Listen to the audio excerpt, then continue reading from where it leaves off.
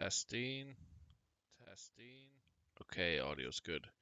Welcome back to the stream. It's 9 a.m. on Tuesday. I'm doing these streams every morning. I'm Jason. I built smarthelping.com. I've been doing financial modeling since 2012 in some form or fashion. I've been doing it as a freelancer since 2016, putting my stuff out there.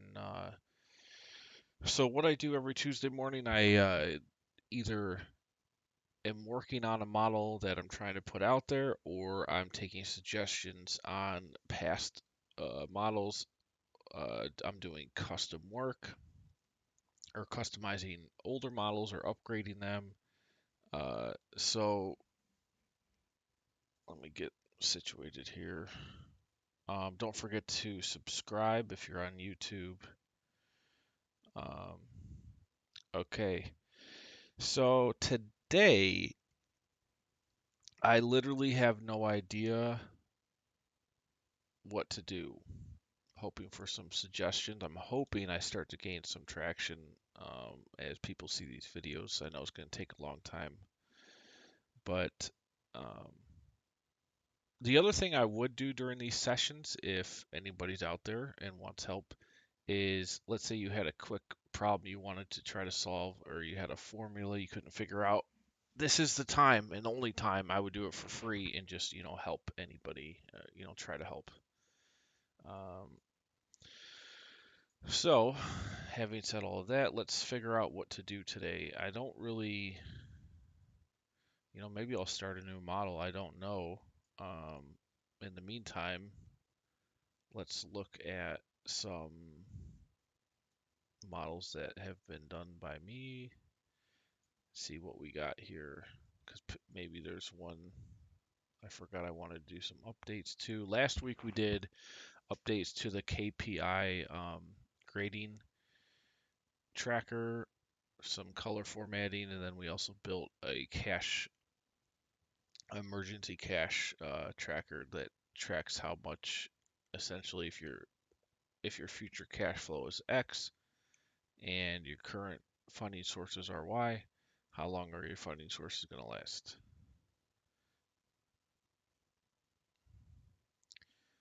Um, I've been thinking about doing something with the used car dealership or the car wash model. The car wash model has been really popular, and I feel like it could use an upgrade. But I mean, the only upgrade would essentially build it out to where you can show the effects of having multiple car washes over time, what it costs, what the equity requirements are, what the cash flows look like.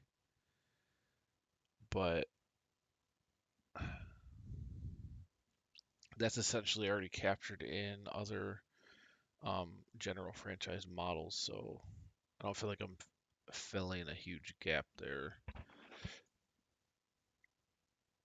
Cleaning service. The driving range model I did back in February was really cool. I was happy with how that turned out. Let's get some older ones.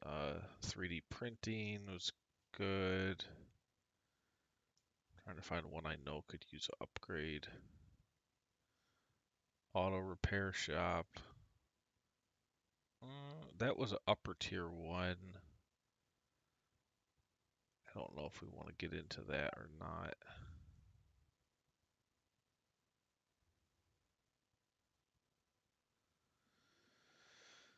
Um,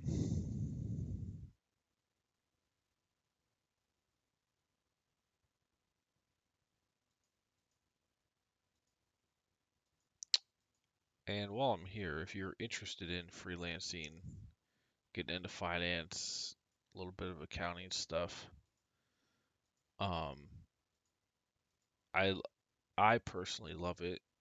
You're gonna have to get used to not really seeing anybody in person, which is great. I hate doing that.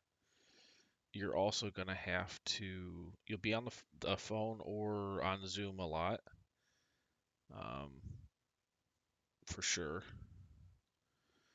And it starts off slow because you got to build your own client base and figure out, the model I use is I do Um, I do service work, and then based on that, I try to build templates on top of that that people can purchase for a one-time fee. And that model can be used for all kinds of different industries for people trying to just take what knowledge and skills they have and put it out into the internet. It definitely is slow going. Took a long time.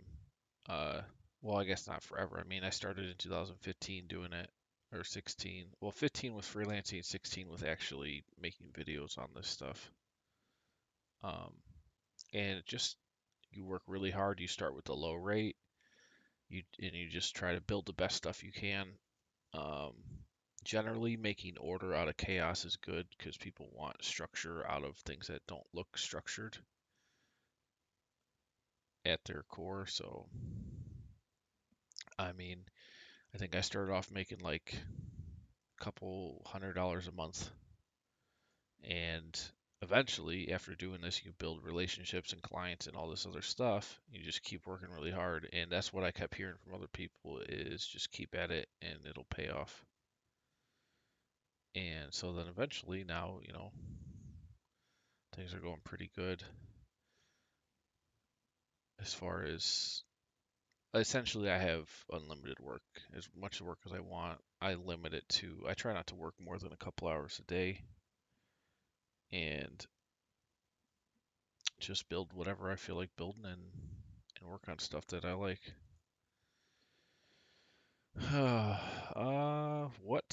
What are we gonna do here?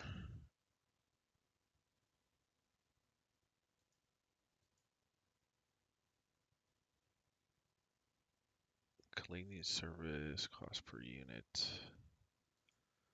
budget actuals good.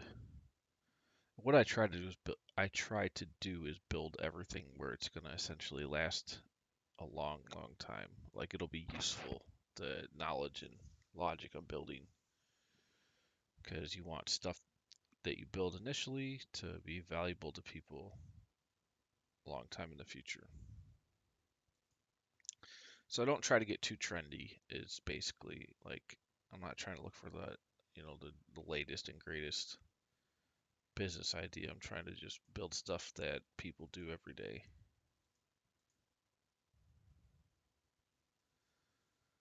Hiring plan, healthcare model. The gym and fitness center one I think could use a little bit of an upgrade for sure. Let's jump into that one. This one's had fairly good sales over the years, and I think it could definitely, let's see what we got here. So it doesn't have a contribution and distribution summary. We can add that in.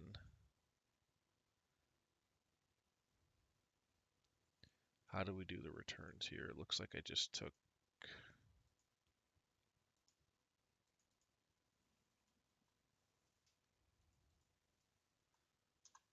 we just did, okay, so we just did startup, equity. So we just took the min cash position against the total, what's this? This cash at the end of the period or the business. So the ending cash position against the minimum equity required. Okay, and that's accurate. It's just the newer way I do it is start with,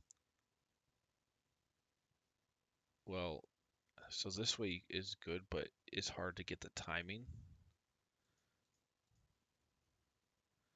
And you can't just take it on an annual basis because the monthly, you could have a year where you have half the year is negative, half the year is positive. If the first 6 months are negative, then that cash flow you're going to need to cover that before you get to month 7.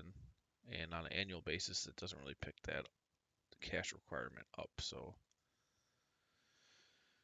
uh, what I do, let's get to a newer model. For the past couple years, what I've been doing, I think we just Which one definitely has it? This one, the mobile app. So you could see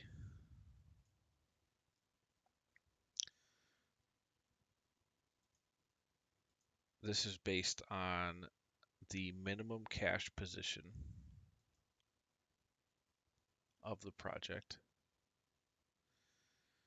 And then it goes against the total equity that was funded, and it's then assuming once the equity runs out,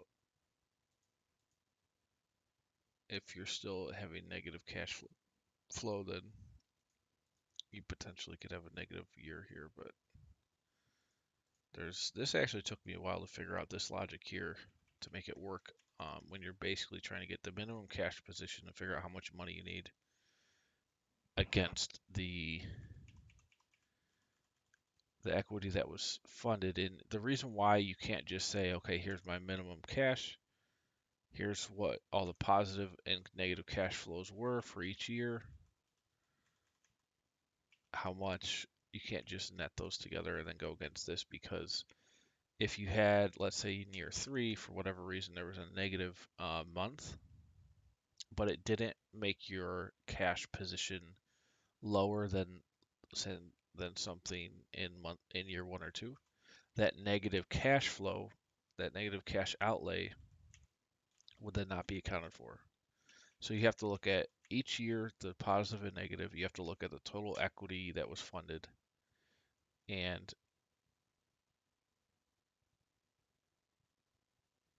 then you run that against the monthly cash flow in the future, and you use up the equity funded, because so the equity fund is based on the min cash position, and this allows, essentially this covers everything, including if you have a negative cash flow month in the future. Otherwise, it would be pretty simple. You could just do, okay, here's my min cash position, that's how much equity I need, put that up front, and then just show any positive months in the future. So you can see in year 1, there's 298,000 in this model that's cash needed. There's cash return of 595. So this 295 that was needed is coming right out of the equity that's remaining. So the equity remaining is going to be the total cash of like startup costs and stuff before operations, less the equity funding amount. And there's math in here that makes those net out, so that's why you see this and this are the same. And then after that's covered, essentially all the positive cash flow is available to distribute. And then this is just a straightforward discounted cash flow analysis. So this style essentially can look at any monthly cash flow over any amount of time and give you the correct initial, assuming you want all of the cash you're going to need up front. It'll allow you to take any monthly cash flow and get a correct series of cash flows from a monthly and converting it to an annual. And the reason why it's important is so you can do IRR analysis and figure out the real cash needed. Now, if you were just going to go on a monthly basis only and then do your analysis off of that, then you don't need to do all this logic, because you don't care about the annual, you just care about the monthly, and then that's fine. But for ours, we do everything as monthly and annual. So we're going to go and put that into here.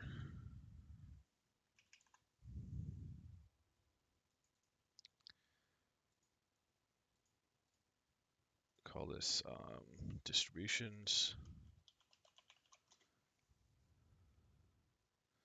Now, for this, I don't even think we didn't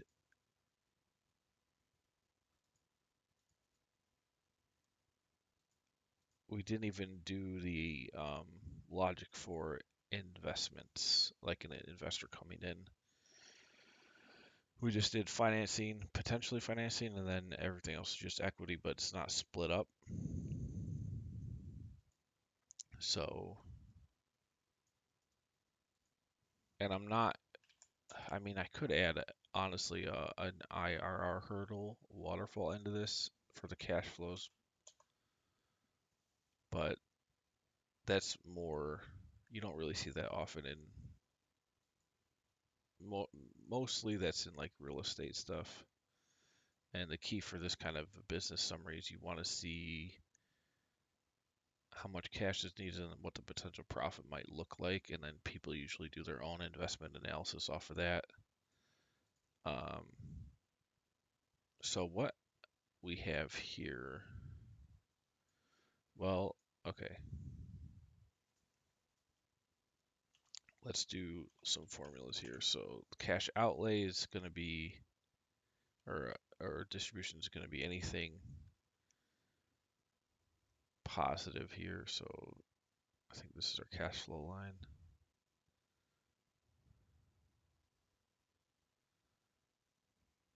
Right, this should have everything to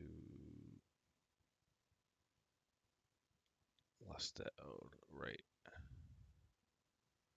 So 3 million. So that looks like it's everything. Let's just sum that. If it is greater than 0 and the year matches the year,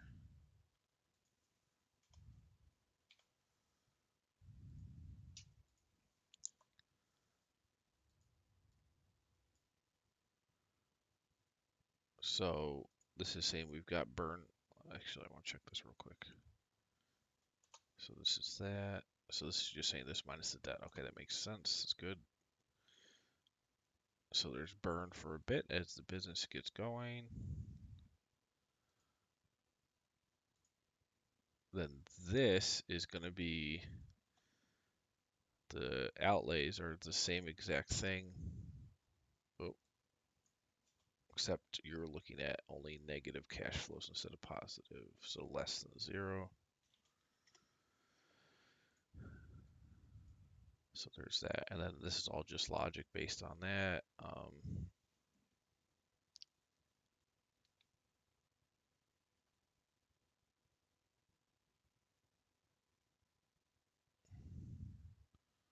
One second.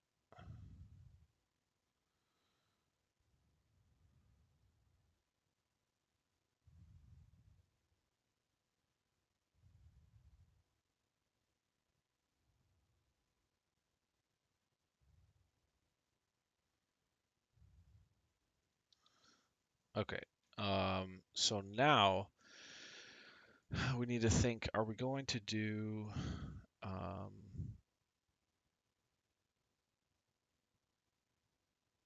investor money? And actually, if we are, let's think about this because these are built in based on that.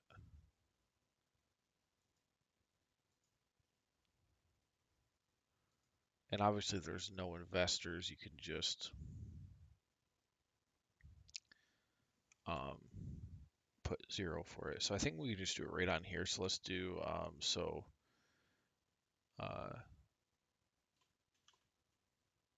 project equity required, which is just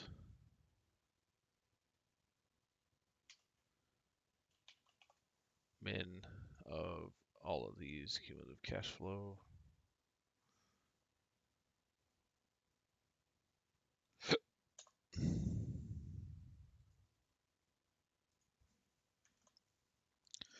So we need this much.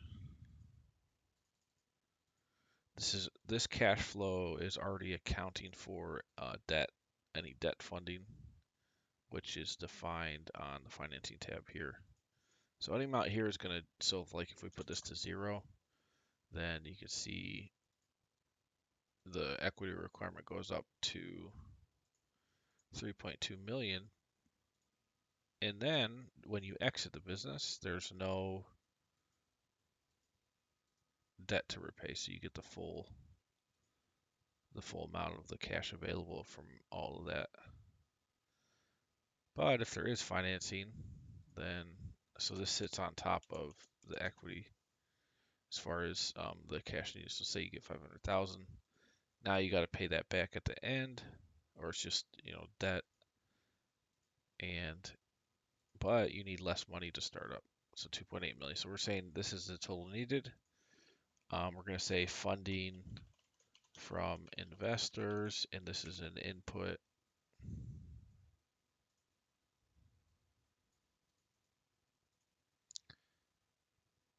And I don't really feel like updating all this text to blue, so just on this model, and it says it here, you can edit, adjust cells in yellow shade.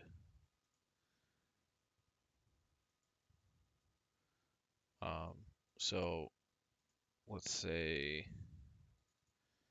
so you need 2.8. Let's say you do, you get 2 million from investors. Well then, remaining equity from owners, because there's after debt and investors, the rest is on whoever's trying to build the business or to operate it. So then they will just default into the rest. Now, a couple things. So if you put more here than you need, this is negative, so this can never be negative. So this is just, we want the max of this or 0. Because if you get all your money from investors and more than you need actually, then, if you're trying to plan a reserve or whatever, and actually you can account for a reserve in your startup costs here. You could just put a number, like say you want 500,000 reserve, you put it in there, and then that will flow through the whole model, and then based on your equity requirement, it counts that reserve in there. But let's just say you want to even 3 million from investors, even though right now, assuming everything, you only need 2.8. It means you now no longer need any money from anybody else. This should be enough to assuming obviously all the assumptions are true and 100% accurate, which we know is not the case usually. But so you always want to go low on your forecasts for startups and do what you think you can definitely achieve with a very high chance of success. Um, anyway, if this is more, then you don't need any, but if it's less, and also if this is a negative, so let's say there's no, well, that would basically mean you never have to put any money into the business, so that's not really realistic. Well, I guess no. It could mean you got it all through a bank, all the money. So let's say got a big, huge loan from the bank, which you might want to do if you don't feel like giving up any equity.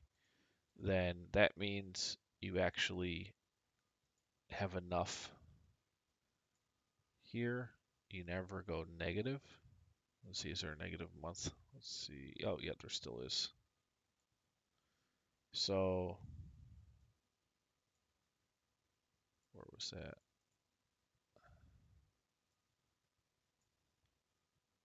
Yeah. All right, so that wasn't enough, let's say, because obviously the more debt you have, the more interest payments, and that's all accounting for the cash flow into the cash flow. So we're really leveraged here. Let's put it up to like 5 million.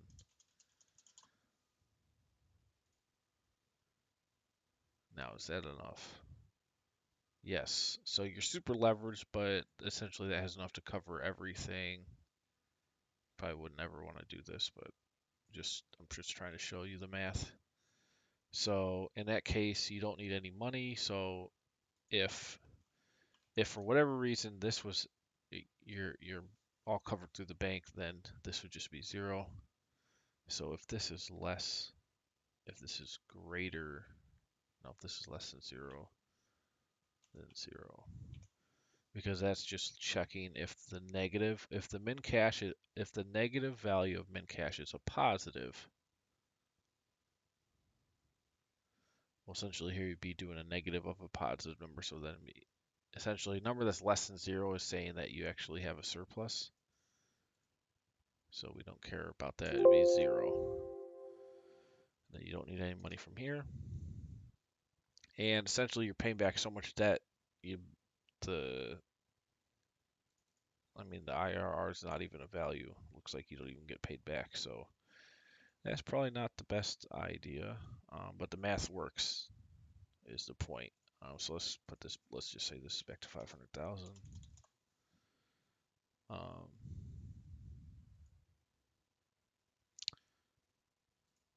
okay. And then, so you still need 2.8 million. We're going to put, so this just goes to here, any investor funding here. And then this is owner cash, which is there. So let's say you got 2 million from investors. So now,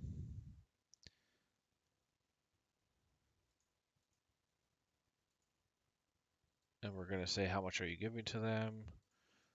Share of profits.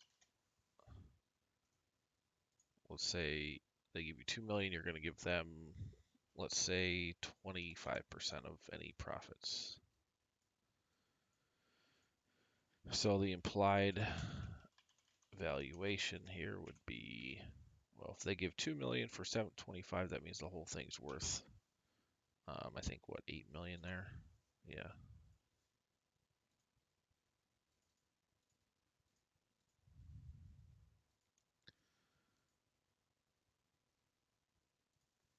So cash source summary is what this is.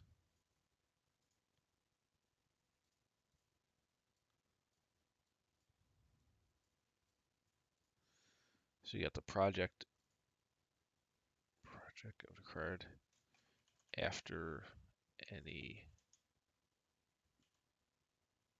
bank loans.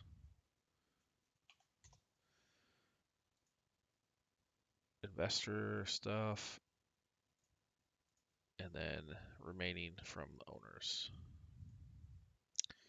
Now the share is, so you're giving,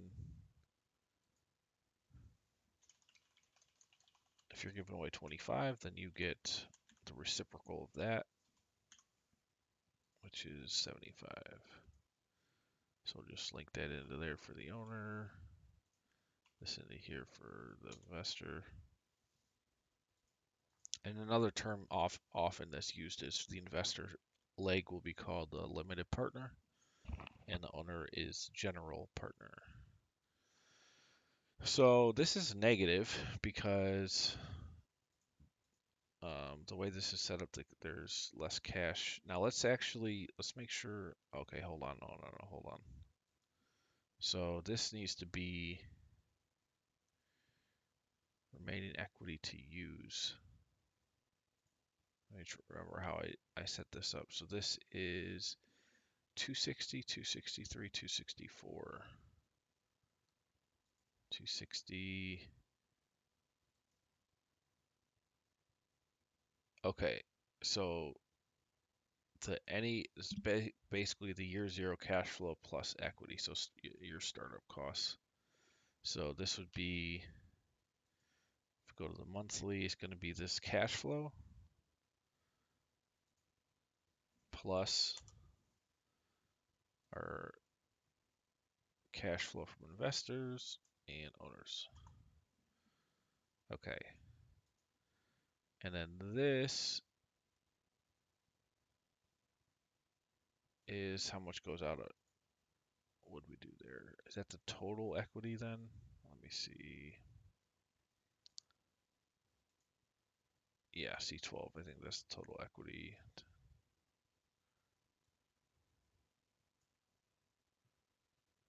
Yeah. Okay, got it. So this is going to be equal to negative this number.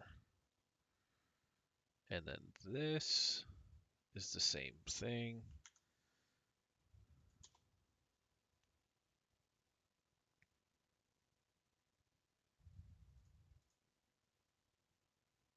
Now let's check our stuff here, because this and at a high level needs to match up with what I just did. So and it doesn't right now. So what the heck happened here? So we got 1.7 million in 1.72. 1.72, so this number matches. Now what is this? Why is this higher? I might have targeted the wrong columns. This is min of 220. I did min of 220. Oh, wait, yeah, that's right, 2.8. Right, so 2.8, and then the 1720 is the amount after the startup costs. So, okay, so that matches 2812, 2812902. Now,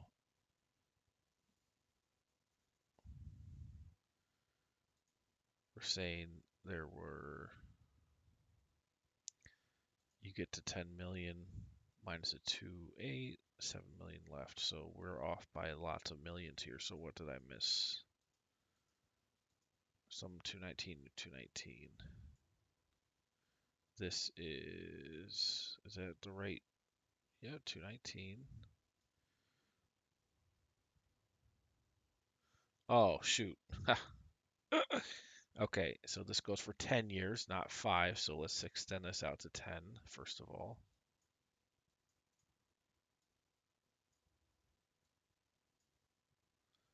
There we go. Okay. And then let's change our IRR to go out for the full 10-year period. Net present value already does. That already does. That already does. That does. All right, so this is good. Okay. Now we have a number that makes sense. 20%. 20.55. So this should equal this, which we might be. So this might be slightly different because of how we're setting up these cash flows. This is 1982. The total is $10,010,095. You can see 10,010,095 is the same number here, but when I do the IRR in this version, it's looking at the annual cash flows. It's not looking at, so it's going here and doing this, and you can see the difference of that. And if we put that up against these numbers here, it's saying you don't need these cash flows until year 1, year 2, year 3. So, and in the model, we're assuming you need them all up front. And then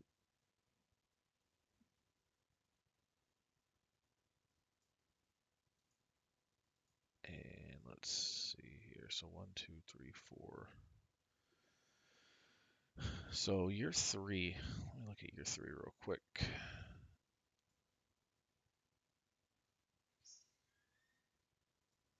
This. So did we pick that up? Let's see. Oh yeah, okay. So this is saying this 1.2 million is counted because I think this is gets us to the max negative value of 2,812,902. Is that the number? Yeah, 2,812. 2,812. Yeah, so that's the so this is saying you need to have 2,812 right up front. And then that will get you to cover all these cash flows. Now, when you look at it at an annual basis and sum net all the annual cash flow together, you get the startup cost here, and then you've got your burn. So 3.2 million less any cash that came in. The IRR is slightly higher in the executive summary version because, again, it's assuming those cash flows don't come out until future years. The other model, the model I just, or the update I just did for the distributions is assuming you need all of that money right up front. Now, let's think about this. So why is our net burn here is 3.2 million.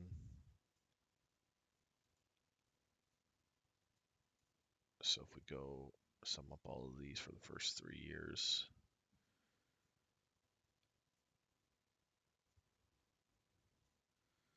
you're at 2,773,000. What am I missing here? So it's just 2 million.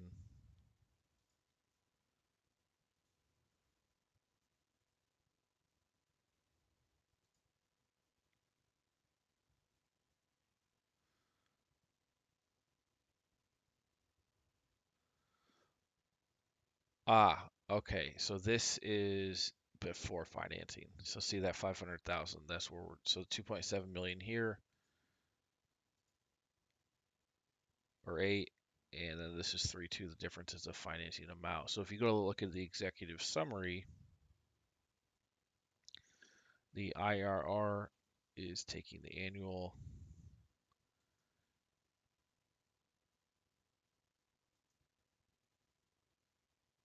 It's doing, so it's doing it before um, debt, I guess.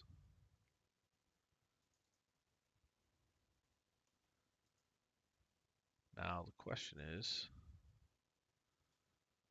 do we zero out financing? No, 500,000. So what did I do that changed that? Because this should be coming off of here. So 212.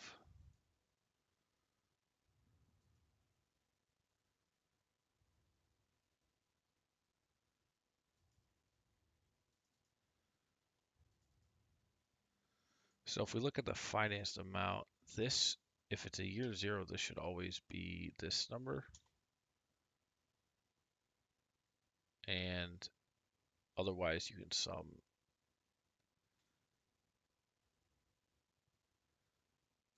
And really this just needs to, let's change this formula. Yep. So glad we did this. This definitely is a little bit of an update.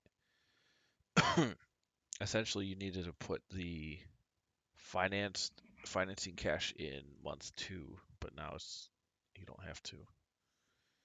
So let's see, sum if this 212, the year matches.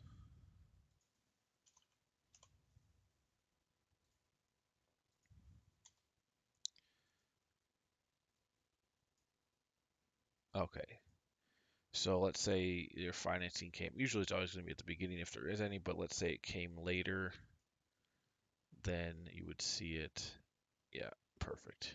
So now it's there. Okay, good. Put it back to the first month. So now the numbers should make more sense. So we're at, this is still the same, 1982. Now you can see this IRR is quite a bit higher, which it should be because your cash flow is coming out later and not all up front.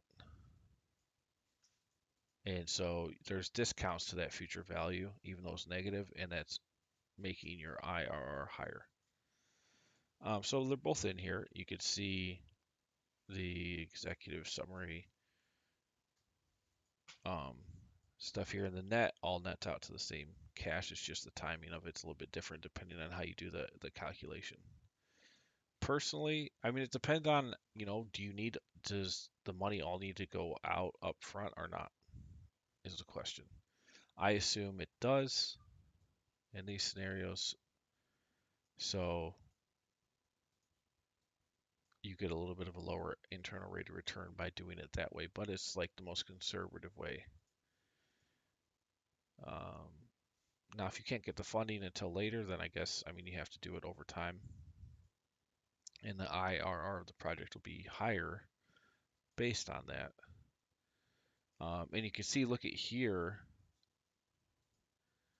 you can see the negative cash flow.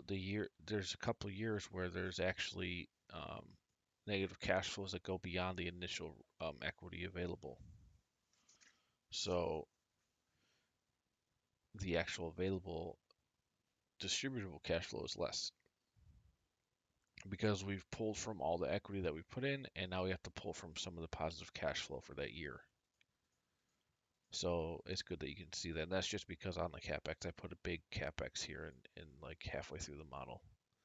And that's mainly just to show how the rolling cash flow can work here. All right, so now essentially we've added, let me make sure I haven't done any referencing from the old sheet.xls. Okay, yep, see the years. So we want the years to equal this.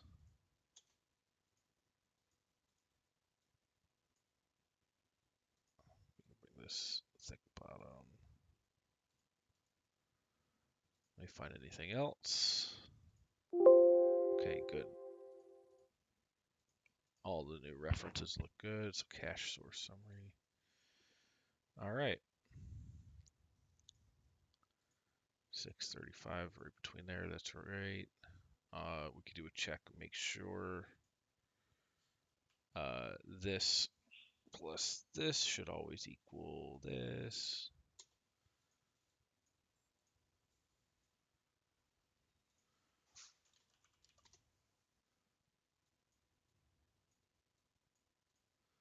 Okay. Now let's say you got no money from investors and you put all your money up front. Now the cash flow for the project is still the same, but now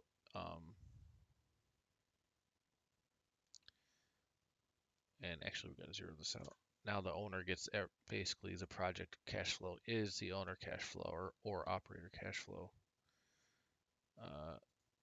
Undo that. So the point is, this is not, you don't have to have investors, but now this model can give you a rough idea of if you have to raise some money from investors, what the cash requirements are and what the resulting distributions will be over time. And again, so if we summed up this, we're at 10, 10, 95. This is 10, 10, 95. 2812 is the requirement. 2812. So see, we're still getting the same numbers, but this is just, I like doing it this way better now, but both ways are accurate and technically correct. It just depends on how you look at it. Um,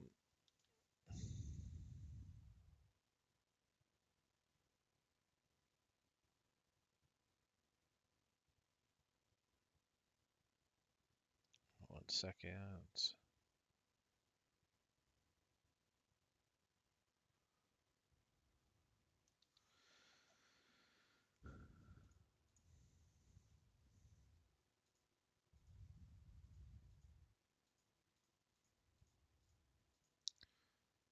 All right. So this is pretty cool. I'm happy with this. This is definitely an upgrade, and we got a little bit of a, I guess you could call it a bug fix on the P&L essentially before. I'm going to call this 3.0. Essentially before, if you put financing for the first month, it would come up through on the it came through on the monthly cash flow, but it didn't come through on the annual cash flow, which was only being used for the IRR, I think. Let me see here. EBITDA.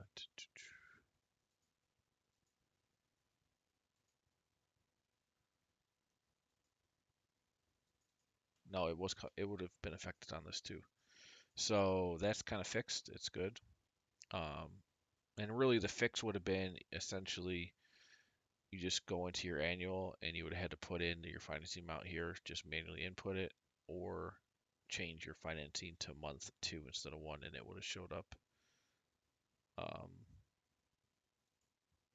but now you can put anything. You don't really have to. It'll work no matter what month you put in here, and it'll come through on everything.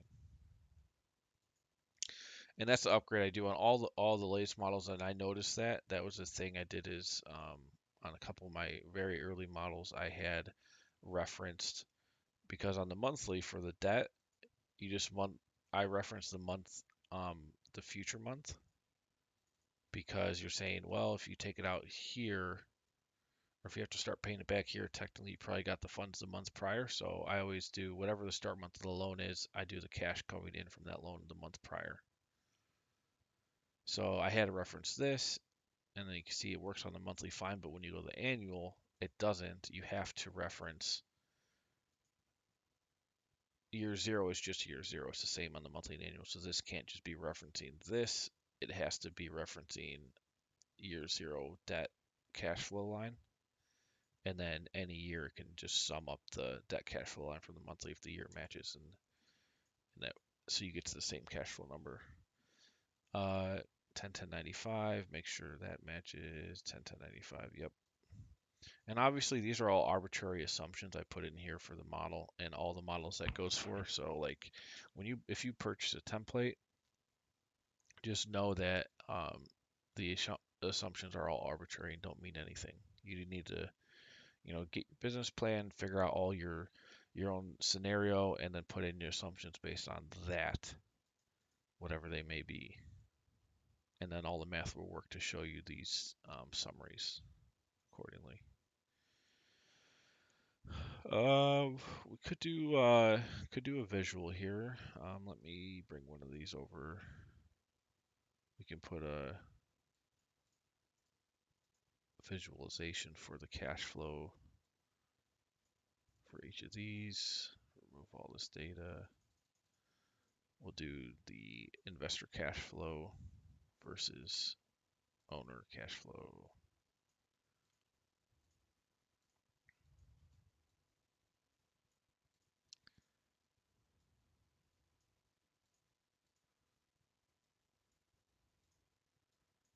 Oh. So cash flow, investor versus owner operator. Or you could say LP versus GP, whatever you call it. Let's make this kind of a nicer blue. Otherwise, that works.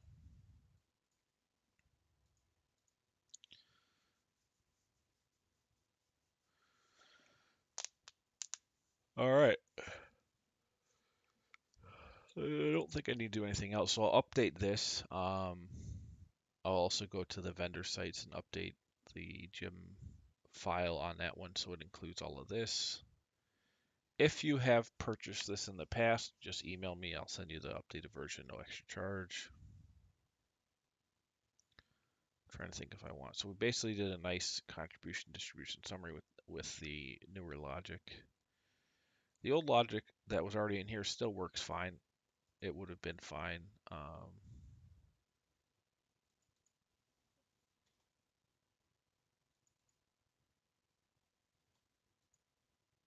Min monthly.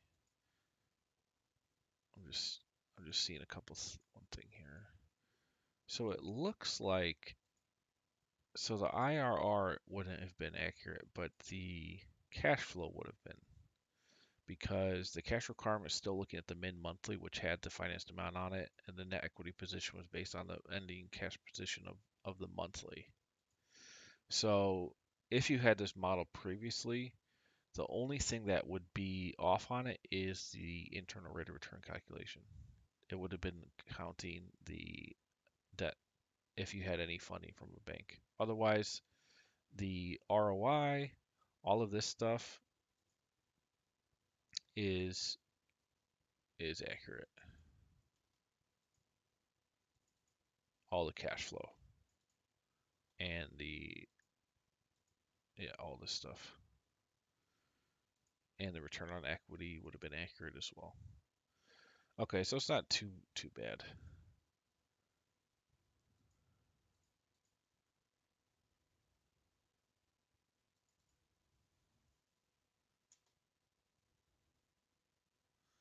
Now see if you put the internal rate of return into your discount, it should equal, yep, it should be 0, which is right.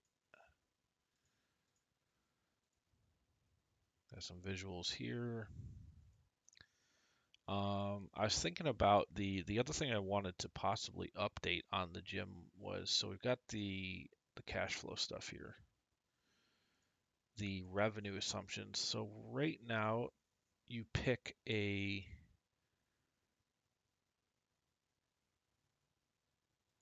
where do we define the start month of revenue? I think it just starts right on the first. Well, let's see. No, executive summary.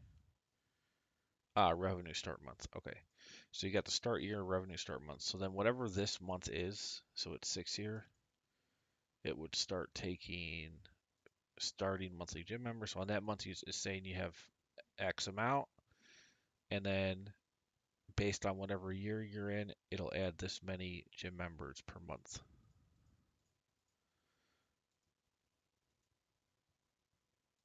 So there we start at 15, add 25, then you got churn. Now this is doing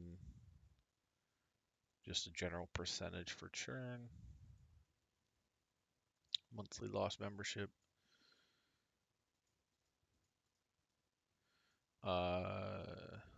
And then price potentially can change. I mean, I think this is pretty good because you don't really, for a gym membership, there's not really multiple pricing tiers. Like that's not super common. Like for a SaaS business, it's super common to have different pricing tiers. But for gym memberships, usually it's, you can average it out to a one number pretty easily. Um, One thing I know, and I didn't add in here, and I know, it's just so the like startup costs here, purchasing all the machines, these are all going to have a depreciation expense that will help offset taxes. But this model, this is all pre-tax, all the cash flows. So this is before any taxes whatsoever. And that's because taxes are they can be complicated. So I don't usually put them in models, but you could enter if you thought, you can estimate it. You could put some taxes in your running costs and just put it into each year, the monthly amount you think you'll be paying in taxes, just so you can see that cash outflow. And to do it, you'd like have to look at your net income or net operating income. You would then subtract out to get your taxable, you'd subtract out the depreciation expense and the interest, any interest payments, and then um, whatever percentage, if it's positive net income for the year, then you pay percentage of that in taxes, and then whatever that amount is would go here. To get the cash flow, you would this is the right cash flow as it is, it just doesn't have taxes in it. If you were going to go from that way and get to cash flow, you would just then on your net income after taxes, you would add back the depreciation expense, um, subtract out the principal, any amortization principal like payments. But it's just easier this way to you can see operations, capex, all that. The only thing is, if you want to account for tax payments, you would just pick a line, put your estimated taxes you think you'll be paying each year, which is going to be based somewhat on your annual um, your EBITDA, and then you can estimate, I guess, what your interest. Well, the interest is here, so you've got that called out, and you'd have to figure out what your depreciation might be, which you can do that a million different ways: straight line or declining balance, or there's bonus depreciation. There's a million different things to do there. So, but the point is, there's slots in here to account for it if you wanted to, and all the numbers are called out that are necessary to estimate it if you want to do that. Yeah, you just look at your capex building, if you have a building, um, if you bought it, all that stuff is going to have depreciation. Um, all of this stuff, let's say it was just, so it's 1.4 million. If it's got a 7-year life, divided by 7, that's your yearly expense you can subtract off of um, your EBITDA. So it'd be EBITDA minus whatever that depreciation number is, minus the interest, and that's your taxable income. If it's above 0, then you apply a tax rate to that, and um, that annual amount you could divide into monthly and put into the running costs. So not too hard. All the stuff's called out that you need to calculate it if you wanted to. Other than that, I think we're good here. So save this, update it across the board. I don't know. Do we want to do anything else? I'm really looking at now is getting to be the time where I need to do another new financial model. And I've done so many industries though that it's getting harder and harder to think of stuff. But I'm sure, I mean, there's literally an infinite amount. I just need to find a good one that I think is going to be applicable to a lot of people. So I'll be looking for suggestions on that or emails. I don't know if I want to do anything else today. Um,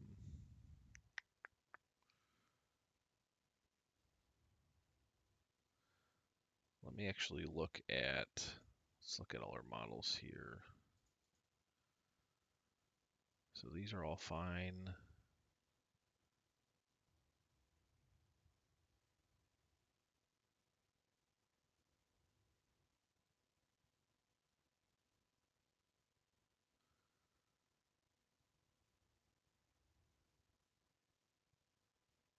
Inventory, real estate.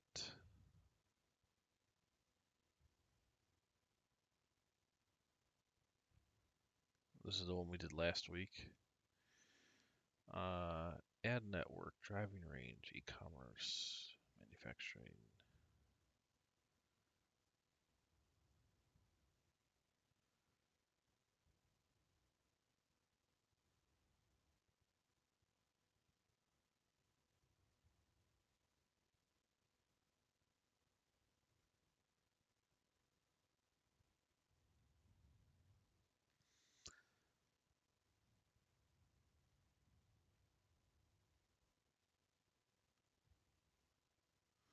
Mobile home park, we did a giant upgrade to last. That was really cool.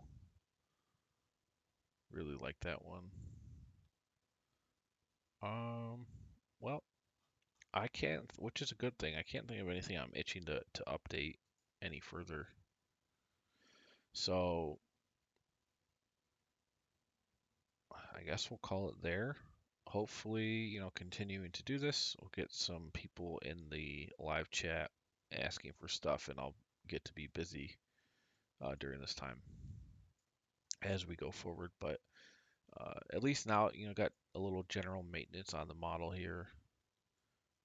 I feel like it's definitely an upgrade. Not a giant upgrade, but it is better now than it was.